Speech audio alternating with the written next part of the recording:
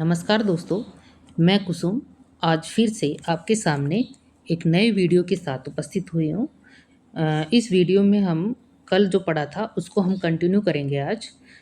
कल हमने प्रागैतिहासिक काल पढ़ा। इसमें हमने जो भारत में पाषाण काल है उसको 3 भागों में डिवाइड करा, जिसमें पहला पूरा पाषाण था, फिर मध्य पाषाण था और फिर तीसरा था नवपाषाण काल। इसकी जो पूरा पाषाण काल था इसको फिर से हमने 3 भागों में डिवाइड करा था, जिसमें पहला था निम्न पूरा पाषाण काल, दूसरा था मध्य पूरा पाषाण काल और तीसरा था उच्च पूरा पाषाण काल। तो जो ये निम्न पूरा पाषाण काल था उसमें हमने थोड़ा देखा था कल। आज इसके आगे का देखेंगे। देखो, ये जो निम्न पूरा पाषाण काल है, इसके बाद में मध्य पूरा पाषाण काल और उच्च पूरा पाषाण काल, ये तीनों हम आज इस वीडियो में कंप्लीट कर लेंगे। इसके बाद में कल हम मध्य पाषाण काल पढ़ेंगे। इसमें कन्फ्यूजन मत लेना, मध्य पूरा पाषाण काल था ये वाला पहले वाला, और अब हम मध्य पाषाण काल पढ़ेंगे।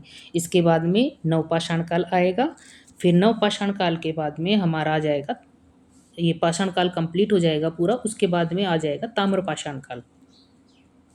और ये जो ताम्रपाषाण काल है उसके बाद में आएगा कांस्य युग, फिर लोह युग, फिर महापाषाण। महापाषाण काल को हम जब पढ़ लेंगे तो हमारा ये एक पहली टॉपिक है जो प्रागैतिहासिक काल है, इसको हम पूरा का पूरा कंप्लीट कर लेंगे।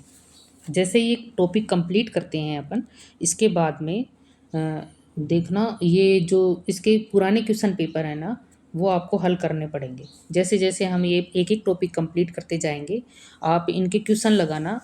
आपके पास जो भी क्वेश्चन बैंक है उसके अंदर से आप ये एक टॉपिक के पूरे क्वेश्चन लगाना, फिर आपको ये पूरा समझ में आ जाएगा ये टॉपिक अच्छे से। और इसमें जो मैं पढ़ा रही हूँ इसके अंदर से पूरा आपको ये मैटर मिलेगा। आप अच्छे से इनको करते जाना। आपका ये जो आप इसके साथ साथ क्वेश्चन लगाएंगे तो आपका आत्मविश्वास इतना बढ़ेगा कि आप देखो के बाद में कि जब एग्ज़ाम देने बैठोगे तो आपको ऐसे लगेगा कि हाँ, बहुत अच्छे से हमने ये टॉपिक तैयार करे हैं। और जैसे जैसे हम ये पढ़ते जाएंगे एक एक टॉपिक, हमारा से ये पूरा सिलेबस कंप्लीट हो जाएगा। इसके बाद में जब आप लास्ट में ये देखोगे ना कि एग्ज़ाम आ गए, तो इसमें आपके सामने ये नोट्स इतने अच्छे बन के तैयार हो जाएंगे कि आप इनको एक दिन में भी रिवाइज कर सकते हो। तो देखो, ठीक है, तो अब हम यहाँ से आगे से स्टार्ट करते हैं। कल हमने भारत में जो पाषाण काल पढ़ा था उसमें पूरा पाषाण, मध्य पाषाण और नवपाषाण ये डिवाइड करे थे। उसके बाद निम्न पूरा पाषाण काल पढ़ा था।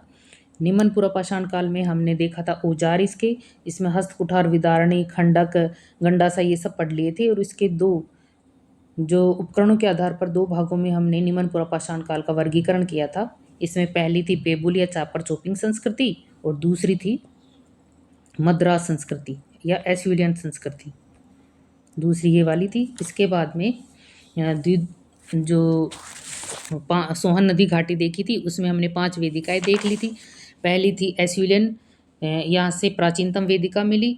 दूसरी थी पेबुल और एस्यूलियन, इसके साथ फलक मिले थे अपने को। तीसरे में चौंतरा स्थान या हैंडेक्स मिले थे।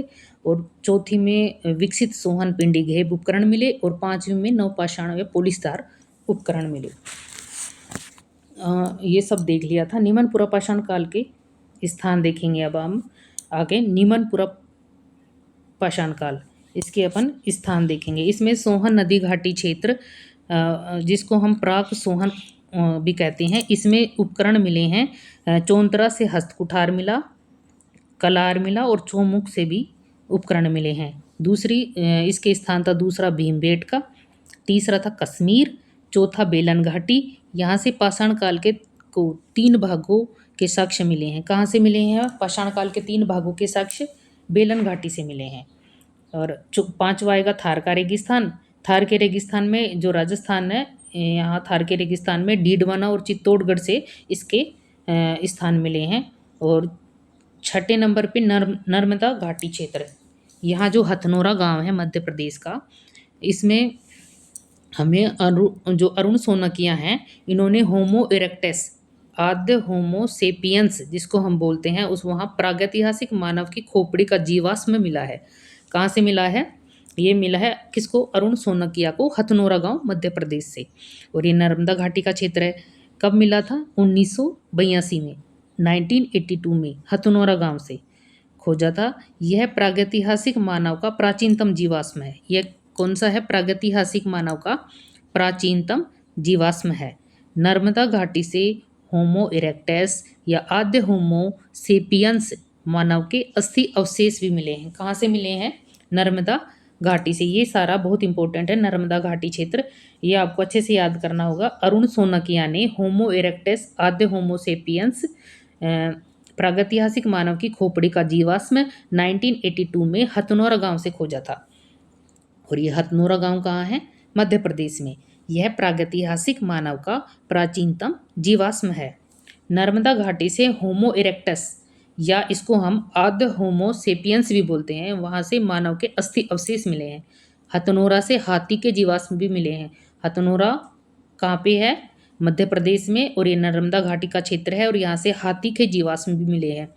देखो ये जो हड्डी से बनी मातर देवी की मूर्ति है ना, ये सबसे प्राचीनतम मूर्ति है। जो हड्डी से बनी मातर देवी की मूर्ति है, ये सबसे प्राचीनतम मूर्ति है, जो कि लोहडा नाड़ा क्षेत्र से मिली है। ये कौशाम्बी संग्रहालय में स्थित है। ये कहाँ पे स्थित है, कौशाम्बी संग्रहालय में स्थित है,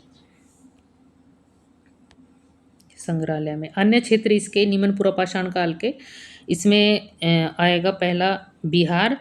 बिहार का है पेंसरा से औजार निर्माण के केंद्र मिले हैं।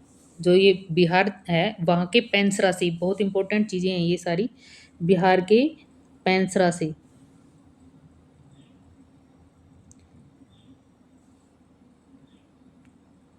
बिहार का जो पेंसरा क्षेत्र है वहाँ से इसके औजार निर्माण के केंद्र मिले हैं। मध्य प्रदेश के सिंधी जिले में सोन नदी घाटी में सिहावल नामक स्थान है, वहाँ से भी इसके अवशेष मिले हैं। और इसके बाद में इसामपुर, इसामपुर जो कि कर्नाटक के गुलबर्गा के जिले में स्थित है। इसामपुर कहाँ स्थित है, कर्नाटक का गुलबर्गा जिला। यहाँ से अर्धनिर्मित औजार मिले हैं, जिसमें अनुमान है कि यह स्थान औजार निर्माण का केंद्र रहा है। ये इसामपुर है ना, ये इसामपुर, ये कहाँ पे है, कर्नाटक के गुलबर्गा के ज़िले में स्थित है। कहाँ स्थित है, कर्नाटक के गुलबर्गा के ज़िले में। यहाँ से अर्धनिर्मित औजार मिले हैं। अर्धनिर्मित औजार मिलेंगे कहीं से, तो हमें अनुमान हो ही जाएगा कि यहाँ पे औजार निर्माण का केंद्र रहा होगा, अर्धनिर्मित औजार से। इसमें दो संस्कृति थी। पहली कौन सी थी, पेबुल या सोहन संस्कृति, और दूसरी थी मद्रास या एश्विलियन संस्कृति। इन दोनों संस्कृति में हमें उपकरण मिले हैं। ये उपकरण मिले हैं पंजाब, जो पाकिस्तान का पंजाब है वहाँ से उपकरण मिले हैं इसके, पाकिस्तान के पंजाब से और सोहन घाटी से इसके उपकरण मिले हैं। इस काल में मानव को टेरा और पीटरसन ने द्वितीय अंतर हिमयुग का बताया है। इसमें किसने बताया है, टेरा और पीटरसन ने मानव को द्वितीय अंतर हिमयुग का बताया है। दूसरी संस्कृति थी मद्रास या एश्विलियन संस्कृति। इसके स्थान थे अतीरपक्कम, जो तमिलनाडु में 3 वेदिकाएं मिली हैं अतीरपक्कम से। पहली है पल्लवरम, दूसरी है मद्रास या एश्विलियन संस्कृति। इसके स्थान है अतीरपक्कम, पल्लवरम, गुडियम गुफा और वदुमदुरई। ये 4 स्थान इंपॉर्टेंट हैं। इसमें से पहला अतीरपक्कम है। यहाँ से तमिलनाडु में 3 वेदिकाएं मिली हैं। किसमें मिली हैं, तमिलनाडु में 3 वेदिकाएं मिली हैं। दूसरा स्थान है पल्लवरम, तीसरा गुडियम गुफा और चौथा है वदुमदुरई। ये भी तमिलनाडु में स्थित है, वदुमदुरई। यहाँ ब्रूस फुट ने उत्खनन किया और हस्त कुठार मिला है। यहाँ से क्या मिला है, हस्त कुठार मिला है। आप इसका स्क्रीनशॉट ले तो ले लेना।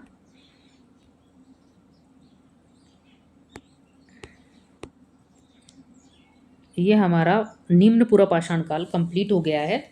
इसके बाद में हम मध्य पुरापाषाण काल पढ़ेंगे। निम्न पुरापाषाण के काल के बाद में मध्य पुरापाषाण काल करेंगे। ये मध्य पुरापाषाण काल, जिसको मिडल पैलियोलिथिक एज भी कहते हैं। क्या बोलते हैं इसको, मिडल पैलियोलिथिक एज।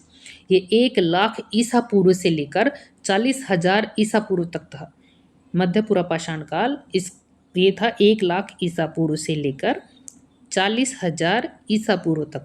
इसको मिडल पैलियोलिथिक एज कहते हैं। आप इसको मिडल पैलियोलिथिक एज बोलोगे तो ही ज़्यादा अच्छा है, नहीं तो मध्य पाषाण काल और मध्य पूरा पाषाण काल में आप कन्फ्यूजन में आ जाओगे।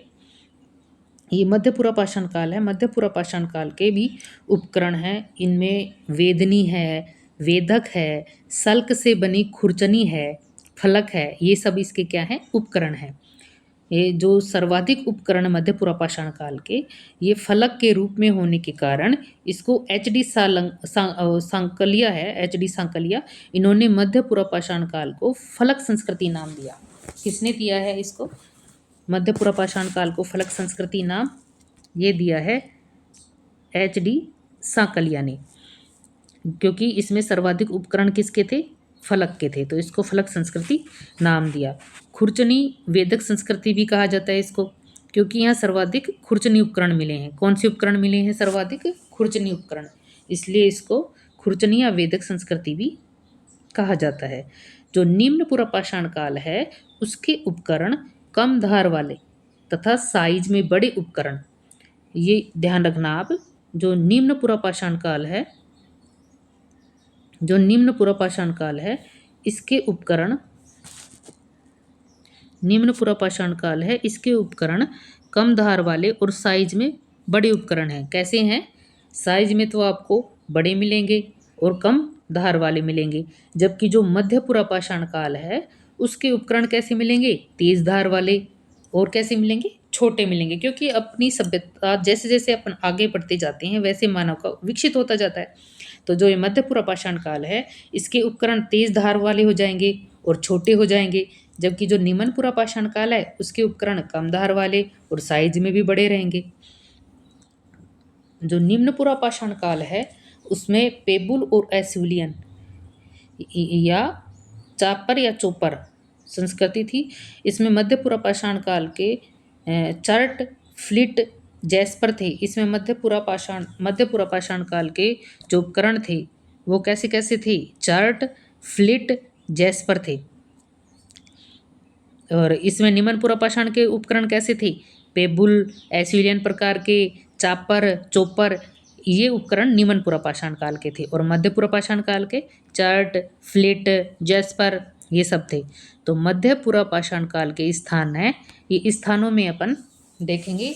गुजरात का सौराष्ट्र क्षेत्र, यहाँ मध्य पूरा पाषाण काल के स्थानों में से एक है गुजरात का सौराष्ट्र क्षेत्र। दूसरा है राजस्थान। राजस्थान में अजमेर का बूढ़ा पुष्कर झील, डीडवन आ जाएगा। इसमें आ जाएगा जैसलमेर। फिर लूनी उद्योग, V.N. मिश्र ने इसको लूनी उद्योग की संज्ञा दी है। किसने दी है? V.N. मिश्र ने। बेड़च घाटी आ जाएगी इसमें। ये सब राजस्थान के आ जाएंगे। राजस्थान को अपने को इम्पोर्टेंट रखना है, राजस्थान को। इसके बाद में महाराष्ट्र में नेवासा संस्कृति आ जाएगी। फिर उत्तर प्रदेश में चकिया, सिंगरौली बेसिन, बेलन घाटी, ये सब आ जाएगा। मध्य प्रदेश में भीमबेटका की गुफाएं, रायसेन जिला। और दक्षिणी राजस्थान में वागन, बैराज, कादमली घाटियाँ, ये सब आ जाएगी। तो मध्य पूर्व पाषाण काल के स्थान कौन कौन से हो गए? गुजरात का सौराष्ट्र, राजस्थान। राजस्थान में अजमेर का बूढ़ा पुष्कर, डीडवाना, जैसलमेर, लूनी उद्योग। V.N. मिश्र ने इसको लूनी उद्योग की संज्ञा दी है। बेड़ज घाटी, ये सब आ जाएंगे। महाराष्ट्र का जाएगा नेवासा। उत्तर प्रदेश में चकिया, सिंगरौली बेसिन, बेलन घाटी, ये सब आ जाएगा। इसके बाद में मध्य प्रदेश में भीमबेटका की गुफाएं आ जाएगी, जो कौन से जिले में हैं? रायसेन जिले में। और दक्षिणी राजस्थान में वागन, बैराज, कादमली की घाटियाँ, ये सब आ जाएंगी इसके अंदर। तो अपना ये मध्य पूर्व पाषाण काल है, इसको आप शॉर्ट में देखना एक बार, छोटा सा ही है एकदम। मध्य पूर्व पाषाण काल, इसको मिडल पैलियोलिथिक एज कहते हैं। 1 लाख ईसा पूर्व से 40,000 ईसा पूर्व तक चला ये। इसमें मध्य पाषाण काल के उपकरण थे वेदनी, वेदक, सल्क से बनी खुरचनी, फलक। सर्वाधिक उपकरण फलक के थे, इसलिए एच.डी. सांकलिया ने इसे मध्य पूर्व पाषाण काल को फलक संस्कृति नाम दिया। खुरचनी वेदक संस्कृति भी कहा, क्योंकि यहाँ सर्वाधिक उपकरण खुरचनी उपकरण थे।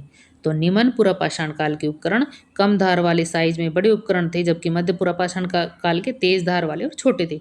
तो इसमें निम्न पूर्व पाषाण काल के उपकरण क्या क्या था? पेबुल था, एस्युलियन था, चापर, चोपर। जबकि मध्य पूर्व पाषाण काल के उपकरण में जार्ट, फ्लिट, जैस्पर था। मध्य पूर्व पाषाण काल के स्थान आगे गुजरात का सौराष्ट्र क्षेत्र आ गया, राजस्थान का अजमेर का बूढ़ा पुष्कर, डीडवाना, जैसलमेर, लूनी उद्योग और बेड़ज घाटी आ गया। महाराष्ट्र में नेवासा संस्कृति आ गई। उत्तर प्रदेश में चकिया, सिंगरौली बेसिन, बेलन घाटी आ गई। मध्य प्रदेश में भीमबेटका की गुफाएं जो कि रायसेन जिले में है। दक्षिणी राजस्थान में वागन, बैराज और कादमली की घाटी आ गई। ये सब अब निम्न पूर्व पाषाण काल में जो मध्य पूर्व पाषाण काल था वो कंप्लीट हुआ। अब उच्च पूर्व पाषाण काल पढ़ेंगे अपन, अपर पैलियोलिथिक एज, जिसकी जो अपर पैलियोलिथिक एज है उसका टाइम है 40,000 ईसा पूर्व से लेकर 10,000 ईसा पूर्व तक। कब कब है? 40,000 ईसा पूर्व से लेकर 10,000 ईसा पूर्व तक है। इसमें फलक, तक्षणी संस्कृति या चाक संस्कृति भी कहा जाता है। उच्च पूर्व पाषाण काल को फलक या तक्षणी संस्कृति या चाकू संस्कृति भी कहा जाता है। इस संस्कृति के औजार फलक पर आधारित हैं। इस संस्कृति के औजार किस पर आधारित हैं? फलक पर आधारित हैं। इसको चाकू संस्कृति या फलक या तक्षणी संस्कृति भी कहा जाता है। ये कट गया यहाँ से, चाक नहीं आएगा, ये चाकू संस्कृति है।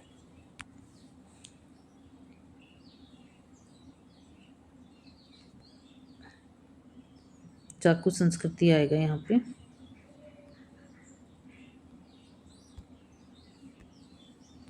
चाकू संस्कृति, इसको चाकू संस्कृति कहते हैं, चाकू संस्कृति। इस संस्कृति के औजार फलक पर आधारित थे। किस पर आधारित थे? फलक पर आधारित थे।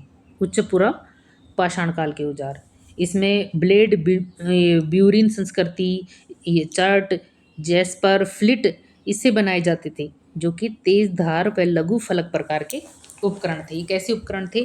तेज धार वाले और लघु फलक के प्रकार के उपकरण थे। इनकी विशेषताएं अब यहाँ पे क्या क्या हुआ था? इसमें नए चकमक उद्योग की स्थापना हुई। किसकी स्थापना हुई? नए चकमक उद्योग की। आधुनिक स्वरूप वाले मानव यानी कि होमोसेपियंस, जिसको प्राज्ञ मानव भी कहते हैं, उसका उदय हुआ। किसमें? उच्च पूर्व पाषाण काल में। आंध्र प्रदेश में बेटमचेरला के पास स्थित स्थल मुच्छतला चिंतामणि गांव से उच्च पूर्व पाषाण काल के गुफा के अवशेष मिले हैं। जो हड्डियों से बने उपकरण यहाँ पे 90% मिले हैं। क्या क्या हुआ है यहाँ पे? इसकी विशेषताओं में नए चकमक उद्योग की स्थापना हुई। क्या क्या हुआ? नए चकमक उद्योग की स्थापना, आधुनिक स्वरूप वाले मानव यानी कि होमोसेपियंस, इसको प्राज्ञ मानव की संज्ञा भी दी गई है। ये आंध्र प्रदेश के बेटमचोरला के पास में स्थित मुच्छतला चिंतामणि गांव से उच्च पूर्व पाषाण काल की गुफा के अवशेष मिले हैं। उच्च पूर्व पाषाण काल की गुफा के अवशेष मिले हैं। हड्डियों से बने उपकरण 90% मिलते हैं इसमें। हड्डियों से बने उपकरण कितने प्रतिशत है? 90% उपकरण किससे बने हुए मिले हैं? हड्डियों से बने हुए मिलते हैं। उच्च पूर्व पाषाण काल की हड्डी निर्मित मातृ देवी की प्रतिमा उत्तर प्रदेश की बेलन घाटी में इलाहाबाद स्थित लोहेदा नाला से प्राप्त हुई है। यह प्राचीनतम अस्थि निर्मित मातृ देवी की मूर्ति है। ये बहुत इंपॉर्टेंट है, इसको आप अच्छे से याद रखना। उच्च पूर्व पाषाण काल की हड्डी निर्मित मातृ देवी की प्रतिमा उत्तर प्रदेश की बेलन घाटी में इलाहाबाद स्थित लोहेदा नाला से प्राप्त हुई है। यह प्राचीनतम अस्थि निर्मित मातृ देवी की मूर्ति है। भीमबेटका से, जो कहाँ पे स्थित है भीमबेटका? मध्य प्रदेश में। यहाँ से नीले पाषाण पर चित्र मिले हैं। भीमबेटका जो कि मध्य प्रदेश में स्थित है, यहाँ से नीले पाषाण पर चित्र मिले हैं। महाराष्ट्र स्थित पटने से शुतुरमुर्ग के अंडों के खोल के टुकड़े पर कुरेद कर बनाई गई लाइनें इस काल के प्रमाण हैं। कौन से काल के? उच्च पूर्व पाषाण काल के प्रमाण हैं। ये महाराष्ट्र में स्थित पटने से जो शुतुरमुर्ग होता है उसके अंडे के खोल के टुकड़े पर कुरेद कर बनाई गई लाइनें मिली हैं यहाँ पे। और भीमबेटका से नीले पाषाण के पर चित्र मिले हैं। भीमबेटका से मिले हैं नीले पाषाण पर चित्र, और महाराष्ट्र स्थित जो पटने हैं वहाँ से शुतुरमुर्ग के अंडे की खोल के टुकड़े पर कुरेद कर बनाई गई लाइनें इस काल की कला के प्रमाण हैं। मैग्देलियन संस्कृति, फिर कौन सी आती है? मगधेलियन संस्कृति। यह उच्च पुरापाषाण काल की अंतिम संस्कृति कहा जाता है। कौन सी संस्कृति कहा जाता है? मगधेलियन संस्कृति को उच्च पुरापाषाण काल की अंतिम संस्कृति कहा जाता है। उच्च पुरापाषाण काल के जो स्थान है उसमें आ जाएगा झारखंड, सिंहभू। कौन कौन से आ जाएंगे इसमें? झारखंड आ जाएगा जो कि सिंहभू भूम है। मध्य प्रदेश का आ जाएगा जोगदहा, भीमबेटका और बाघोर। राजस्थान में आ जाएगा अलानिया यानी कोटा का, हारसोरा अलवर का, बूढ़ा पुष्कर अजमेर का और बैराट जयपुर का। ये सब स्थान बहुत इंपॉर्टेंट है उच्च पुरापाषाण काल के। जो ये स्थान है इसमें झारखंड का सिंहभू आ जाएगा, मध्य प्रदेश का जोगदहा, भीमबेटका, बाघोर आ जाएगा, राजस्थान का अलानिया कोटा, हरसोरा अलवर का हरसोरा अलवर का आ जाएगा, बूढ़ा पुष्कर अजमेर का और बैराट जयपुर का आ जाएगा। आंध्र प्रदेश की कुरनूल की गुफाएं, आंध्र प्रदेश की कुरनूल की गुफाएं। इसमें मानव अस्तित्व, अग्नि के प्रमाण, राख, खोपड़ी, नर और पशु की खोपड़ी मिली हैं और हड्डियों के मनके मिली हैं। जो आंध्र प्रदेश का कुरनूल गुफाएं हैं आंध्र प्रदेश की, वहाँ से मानव के अस्तित्व मिला है, अग्नि के प्रमाण मिले हैं, राख, खोपड़ी किसकी मिली है? नर और पशु की, और हड्डियों के मनके मिले हैं। पुरापाषाण काल की विशेषताएं, ये कैसे थे पुरापाषाण काल की? ये अपना पुरापाषाण काल कंप्लीट हो जाएगा। इसमें जो निम्न पुरापाषाण काल है वो आज हमने कंप्लीट कर लिया। इसमें जो पुरापाषाण काल है इसकी विशेषताएं हैं, आखेटक थे ये क्या थे? आखेटक थे। भोजन पानी की तलाश में इधर उधर घूमते रहते थे, एक जगह नहीं रहते थे, स्थायी आवास नहीं था इनका पुरापाषाण काल में। और पशुपालक नहीं थे ये, कृषि नहीं करते थे ये, इधर उधर घूमते रहते थे। उत्पादक नहीं था, ये संग्राहक थे। जो उत्पादक होता है ना, वो उत्पादन करते हैं, वो नहीं थे ये संग्राहक थे। अपनी चीज़ों को इकट्ठा कर लेते थे, कई दिनों का जैसे खाने पीने का सामान है उसको इकट्ठा करके रखते थे। मृद भाण से परिचित नहीं थे ये, अग्नि से भी परिचित नहीं थे, कच्चा मांस ही खाते थे ये। तो इस तरह हमने आज कंप्लीट कर लिया ये जो पाषाण काल में जो निम्न पुरापाषाण काल है इसमें हमने ये कंप्लीट कर लिया है। इसके बाद में हम दूसरा टॉपिक लेंगे मध्य पाषाण काल। ये मध्य पाषाण काल अपन कल पढ़ेंगे। देखो अपने कई टॉपिक जुड़े हैं इसमें, नए टॉपिक। पहले के सिलेबस अलग था और अब 19 सितंबर को आया है दूसरा सिलेबस। इसमें अपने कई टॉपिक जुड़े हैं, जैसे सिकंदर का आक्रमण हुआ भारत पर, उसका प्रभाव क्या था सिकंदर के आक्रमण का। फिर दूसरा टॉपिक जुड़ा प्राचीन भारतीय शिक्षा पद्धति, उसकी शिक्षा केंद्र क्या थे। फिर धार्मिक पुनरुत्थान कैसा था, पौराणिक संप्रदाय, शैव वैष्णव शाक्त संप्रदाय, आजीवक संप्रदाय, ये सब आ जाएंगे धार्मिक पुनरुत्थान में। फिर क्षेत्रीय राजवंशों का उदय कैसे हुआ, जौनपुर के सरकी वंश, बहमनी राज्य, विजयनगर साम्राज्य, ये टॉपिक भी जुड़ा है। इसमें ब्रिटिश नीतियाँ, इसका प्रभाव, ये टॉपिक भी अलग से जोड़ा गया है। और आगे शीत युद्ध, संघर्ष, सोवियत संघ का विखंडन, तृतीय विश्व युद्ध, गुट निरपेक्ष, ये सब जुड़ा है। फिर उसके बाद 2 विश्व युद्धों के बीच की स्थिति जुड़ी है। राजस्थान का प्रशासन, राज्य व्यवस्था जुड़ा, शैल कला जुड़ा, गुप्त युग विज्ञान यानी कि जो प्रौद्योगिकी है वो भी इसमें जुड़ा है, नए रुझान, चुनौतियाँ, ये सब अपने जो अब सिलेबस